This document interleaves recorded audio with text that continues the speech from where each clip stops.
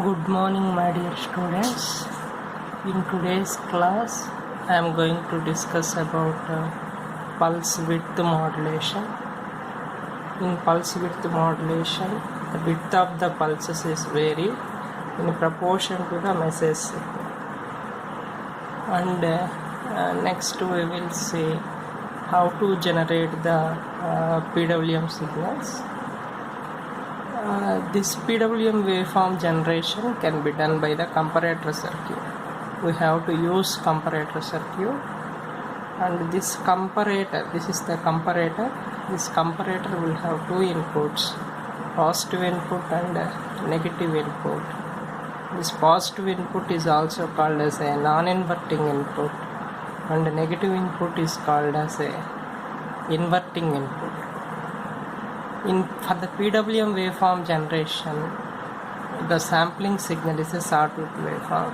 This is the sawtooth waveform. The sawtooth waveform is given to the negative input, and the message signal is given to the positive input. Okay. The comparator will have only two voltages, high voltage and low voltage. High voltage and zero. Only two levels.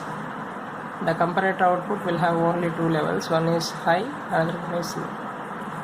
Suppose when the positive input voltage is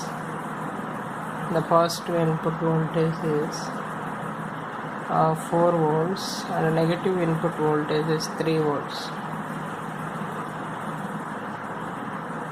At the positive input we have a high voltage, therefore output of the comparator is high. Suppose at the positive input we have only 2 volts, at the negative input we have 4 volts. At the positive input we have very low voltage, it will generate a low pulse or 0 volts. This is 0 volts. And when the voltage at the positive input is high, it will generate a high pulse. When the voltage at the positive input is low, it will generate a 0 voltage. Then the sawtooth waveform will be act as a sampling signal. It is given to the negative input, and the message signal is given to the positive input. Here, for the positive input, the message signal is given, so that when the message signal voltage is high, then we can get a high pulse. When the message signal voltage is low, you can get a 0 voltage. When the message signal voltage is low, you can get a 0 voltage. And then waveforms for this is, we are going to take two waveforms. The red color waveform is sawtooth waveform, and this one is a sawtooth waveform.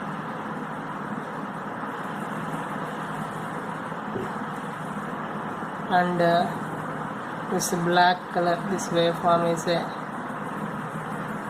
message signal.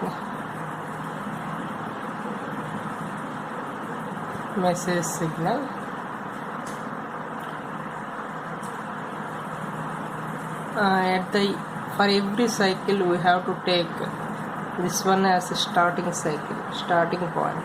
This falling edge will be taken as a starting point, and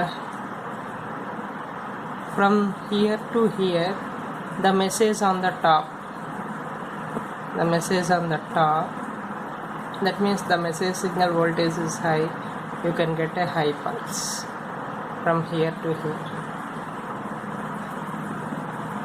Next, for the next cycle, this is the starting point.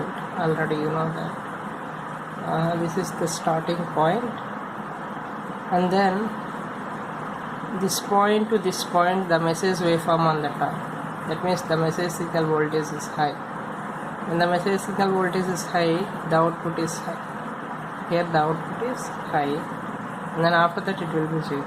Next cycle, this is the starting point. In this point to this point, the message signal is on the top, on above. That means the message signal voltage is high.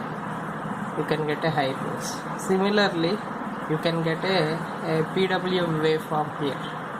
That means the output of the comparator is a PWM waveform. Okay. This is about the PWM waveform generation, and here the width of the pulses are very, here I have a very low width, and we are going to, here the width is high, here again width is again high. The width of the pulses are going to be varying, and then here the width of the pulses are varying according to message signal, because it is a high pulses, so that we require a very high power. That means the transmission of the PWM signals requires a high powers. Because of long duration of pulses, we require a high power. This is the disadvantage in PWM. Thank you very much.